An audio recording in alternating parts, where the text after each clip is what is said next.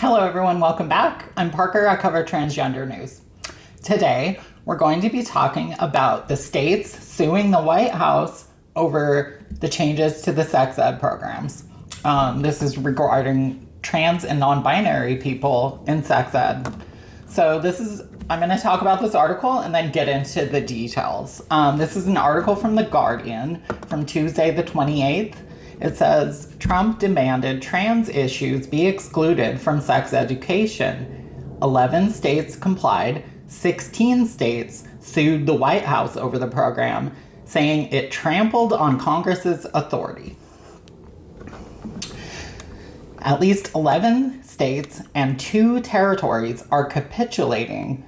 I'll define capitulate for people who don't know. It means to surrender, to give up, or to obey in advance to a recent demand from the Trump administration to strip references to gender identity and the existence of transgender and non-binary people from a federal sex education program. And I'm going to talk about gender in a minute and why this is all incorrect. The administration set a Monday deadline to remove the references or risk losing millions of dollars of federal funding. Almost all of the states that are complying have Republican-controlled state legislators and Republican governors.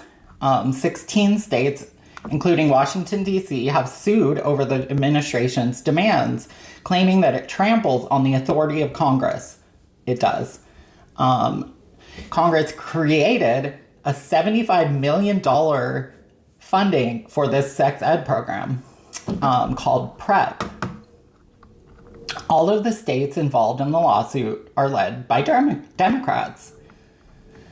Specifically, the administration said it had uncovered evidence of gender ideology, which is right-wing terminology for acknowledging the existence of trans and non-binary people. So Cindy Huss, who leads RISE, which is a Tennessee sex ed program, said, if our goal is to support youth and give them a safe space, I'm not sure why we are stomping on the most vulnerable youth of the population. When the government says that there's something wrong with you and the teachers aren't allowed to tell you things, or they have to out you to your parents when you know it's not safe, it's horrible for mental health. So that's what Cindy Huss said. And she's right, but it doesn't just affect mental health. These type of situations can put trans people in really dangerous and deadly positions. So now I want to talk about gender and what the Republicans and the MAGA cult are doing right now with gender. So Trump, on his first day in office, made an executive order stating that gender is binary, meaning male, female, nothing in between. And the executive order also said that what is determined at conception is permanent. So meaning, as soon as they find out the sex of the baby in the womb, you can never change that. Which is the denial of science, fact, and visibly seeing trans people are real. So we know this is not true because transgender and non-binary people exist all over the world and throughout history. Doctors, mental health experts, teachers, and psychiatrists agree.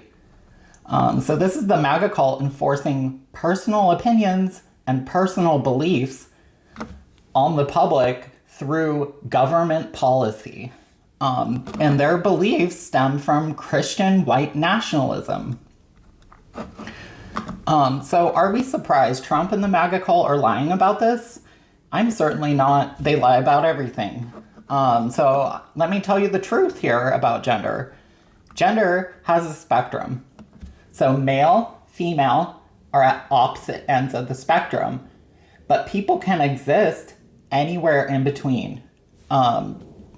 So a biological sex that's assigned at birth doesn't consider someone's current gender identity.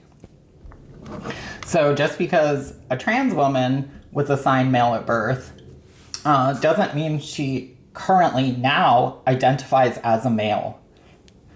And that's where the denial of transgender people comes in from the MAGA cult. So gender as we know it, we invented the idea of a male and a female. It's a social construct, meaning we invented it over time. So people's gender identity can be anywhere on that spectrum that they feel is right. It is a lie as well that being transgender means you have a mental health problem. In fact, mental health experts and doctors agree that transitioning genders can be life-saving for a trans person. And it's also part of the medical treatment for gender dysphoria if you want to transition your gender expression, meaning your outward, the way that you look. So this executive order is saying that transgender and non-binary people don't exist when we're literally all over the world as proof. It's just like when Donald Trump said that grocery prices were down. You go in the grocery store, you literally see the prices are up.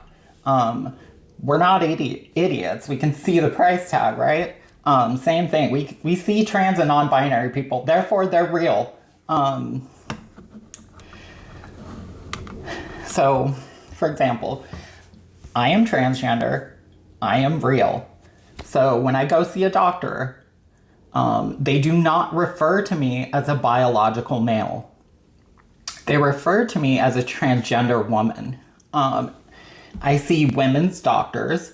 I'm on women's hormones. I just turned 40, which means I have to go have my mammogram soon. These are all medically women's things that I have to see a women's doctor for. So to call me a male, and then if I were to go to a doctor who isn't trained in women's medicine, they would have no idea what to do. So it's incorrect to refer to me as a male. So that's all I have for this video. I will be back very soon with more. Please leave some comments and some notes on your thoughts. Like this video, share it if you want, and I will be back soon. Thank you so much, guys.